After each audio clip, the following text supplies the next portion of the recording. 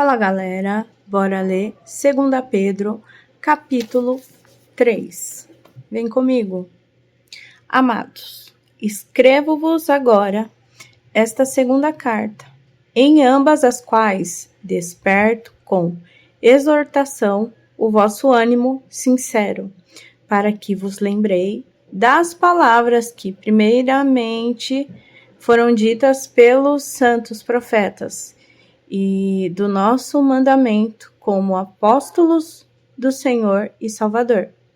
Sabendo primeiro isto, que nos últimos dias virão escarnecedores andando segundo as suas próprias concupiscências, e dizendo: onde está a promessa da sua vinda?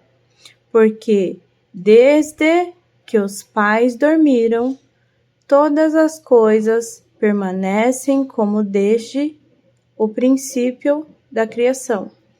Eles voluntariamente ignoram isto, que pela palavra de Deus, já desde a antiguidade, existiram os céus e a terra, que foi tirada da água e no meio da água subsiste, pelas quais coisas pereceu o mundo de então, coberto com água do dilúvio, mas os céus e a terra que agora existem, pela mesma palavra, se reservam como tesouro e se guardam para o fogo até o dia do juízo e da perdição dos homens ímpios.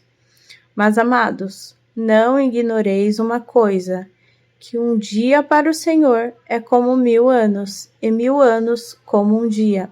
O Senhor não retarda a sua promessa, ainda que alguns a têm por tardia, mas é longânimo para conosco, não querendo que alguns se percam, senão que todos venham arrepender-se.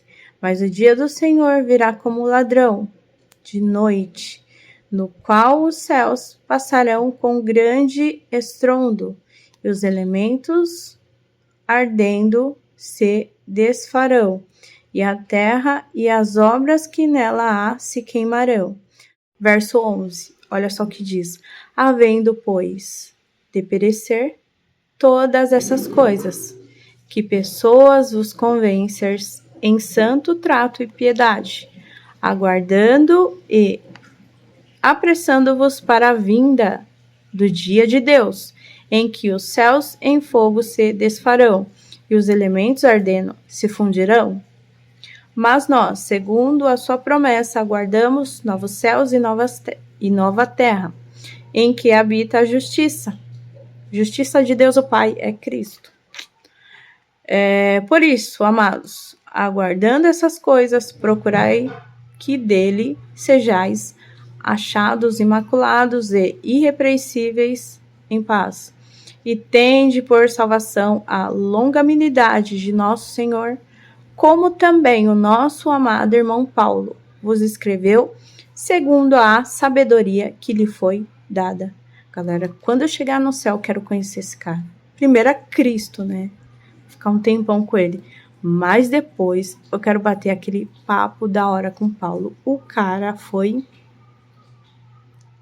O cara. 16. Falando disto, como em todas as suas epístolas, entre as quais há pontos difíceis de entender. Pedro aqui, ele está falando da graça. Lá em Gálatas, Paulo dá-lhe uma comida de rabo em Pedro.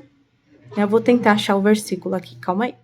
Olha só o que o versículo diz, Gálatas 2. O verso está em Gálatas 2, 14.